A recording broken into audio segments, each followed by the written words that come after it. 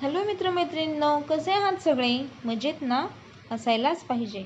असेच कहाण्या ऐकत राहा, वाचत राहा.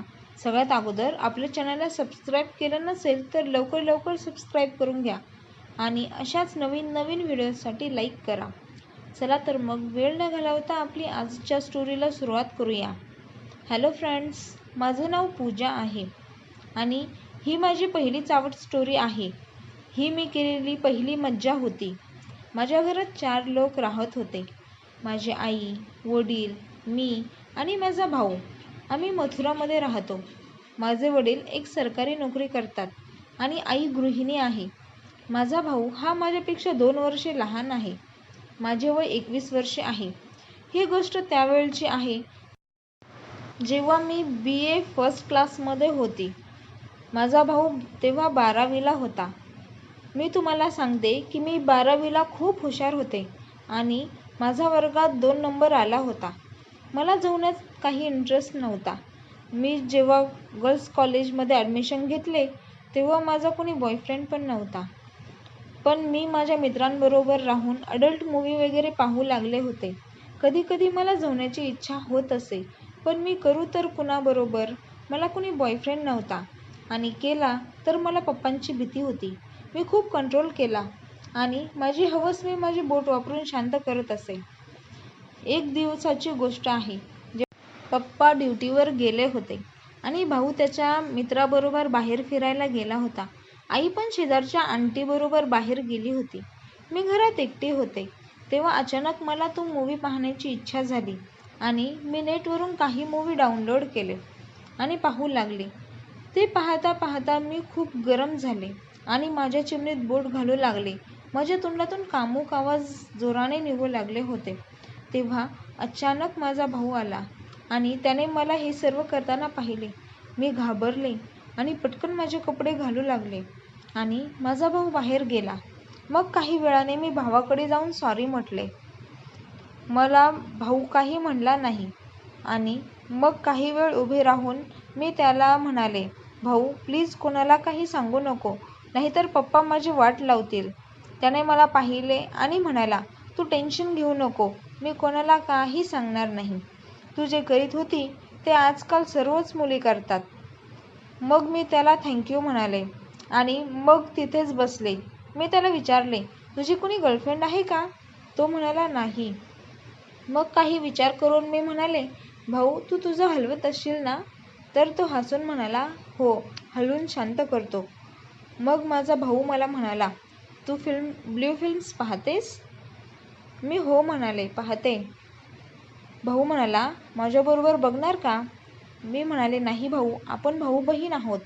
तो इतके टेन्शन का घेत आहेस? फक्त पाहू आणि काही करणार नाही. मी म्हणाले, ठीक आहे. मग माझ्या भावाने लॅपटॉपवर मस्त मूव्ही चालू केली. आम्ही दोघे बसून मूव्ही पाहू लागलो. ती बघता बघता माझा भाऊ त्याचा बाबूराव काढून हलवू लागला. मी म्हणाले, भाऊ तू हे काय करत आहेस? तो म्हणाला, तू पण तुझ्या चिमणीत बोट घालत होतीस आणि जर तुला बोट घालायचं असेल तर तू आता पण बोट घालू शकतेस. हे ऐकून मला पण जोश चढला आणि मी पण गरम झाले होते. मी पण माझी चिमणी मोकळी करून बोट घालायला सुरुवात केली. मग मी माझ्या भावाचा धरला आणि त्याला तोंडात घेऊ लागले. मग मी त्याचा खूप वेळ तोंडात ठेवला आणि मग त्याला हलवू लागले. मी त्याचा बाबूराव खूप वेळ चोखला आणि मग त्याने बिंदाची पिचकारी माझ्या तोंडातच मारली. मी त्याचे सगळे पाणी पिऊन घेतले. मी माझ्या भावाला म्हणाले, भाई फक मी प्लीज, आज तोड माझी सील आणि बनव तुझ्या बहिणीला जवान. माझा भाऊ हे ऐकून वेडा झाला. त्याने मला धरले आणि मला किस करू लागला. किस करताना तो माझे संत्रे दाबू लागला. अर्धा तास आमची अशीच किसिंग चालू राहिली आणि मग भाऊ म्हणाला, चल आता माझा चोख. मी लगेच त्याचा तोंडात घेतला आणि त्याचा बाबूराव चोखू लागले. 15 मिनिटांनी माझ्या भावाने परत बिंदाची पिचकारी माझ्या तोंडातच सोडली आणि मी त्याचे सर्व पाणी पिऊन गेले.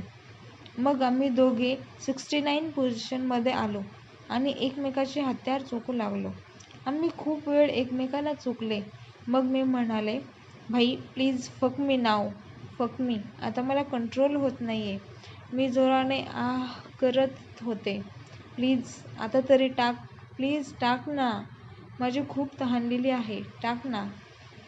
मग माझ्या भावाने त्याचा टोपा माझ्या चिमणीवर ठेवला आणि एक झटका मारला आणि त्याचा आत गेला. माझी हालत खूप वाईट झाली. मला खूप त्रास होत होता. या दरम्यान मला एक जोरात ठोका मारला आणि यावेळी त्याचा अर्धा माझी सील तोडून आत घुसला. मी त्यांना म्हणाले, भाई प्लीज याला बाहेर काढ, मी मरून जाईन. मला खूप दुखत आहे.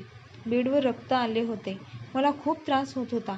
भाऊ मला किस करू लागला आणि काही वेळ थांबला आणि त्याचा अर्धाच माझ्या चिमणीत होता. काही वेळाने माझा त्रास कमी झाला आणि माझे शरीर शांत झाले. मग माझ्या भावाने एक जोरदार ठोका दिला आणि त्याचा पूर्ण आतमध्ये घुसला. यावेळी मी खूप जोराने ओरडले आणि मला खूप दुखू लागले. पण यावेळी माझा भाऊ काही ऐकत नव्हता. तो तर त्याचं दणादण मला ठोकणं चाललं होतं. मग काही वेळाने मला पण मजा येऊ लागली आणि मी पण त्याला साथ देऊ लागले. पूर्ण खोलीमध्ये आमचे चप चप चप आवाज येऊ लागले होते. मग 15 मिनिटांनी माझा भाऊ पाणी सोडणार होता आणि मी 2 वेळा पाणी सोडले होते. मी त्याला म्हणाले, बाहेरच बिंद सोड, नाहीतर मी प्रेग्नंट होईन. त्याने तिसऱ्यांदा त्याच्या बिंदाची पिचकारी माझ्या तोंडात टाकली आणि आम्ही दोघे तसेच बेडवर झोपलो.